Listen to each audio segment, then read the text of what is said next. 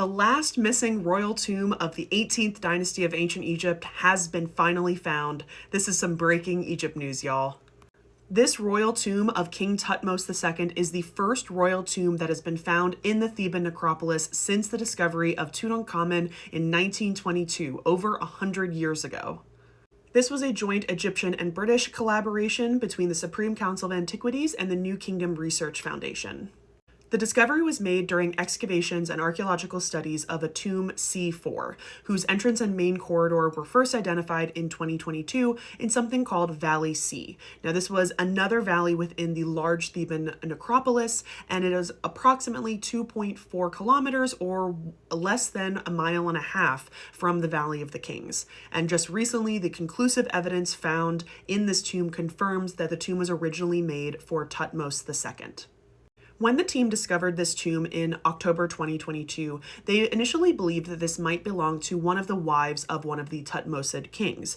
And this assumption was based off of the tomb's proximity to the burial site of both the wives of King Thutmose III and the tomb of Queen Hatshepsut.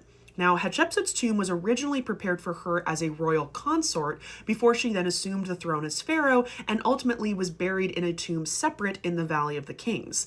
And this is where this comes into really interesting play because Thutmose II is the husband and half-brother of Hatshepsut. Further analysis is even supporting that Queen Hatshepsut was the one who oversaw his burial. Now, there's key evidence supporting this identification because you saw some pictures. This tomb is in not really great condition, and there is pretty much almost no decoration preserved. But there were fragments of alabaster vessels discovered inside the tomb, which bear the inscriptions of the name of Thutmose II and uses it in a way that it's implying that he is a deceased king, alongside the name of his principal wife, Queen Hatshepsut, which the way they are using her name is that she is still alive. A lot of these artifacts provide a lot of insight, as we don't really know much about Thutmose II because he was kind of overshadowed by both his father, King Thutmose I, and then his wife Hatshepsut, and even his son, Thutmose III.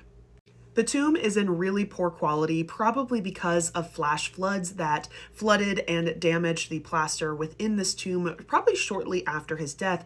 And there's actually preliminary studies suggesting that the tomb's primary burial assemblage may have been relocated to another site, essentially because the tomb got flooded so early on after burial.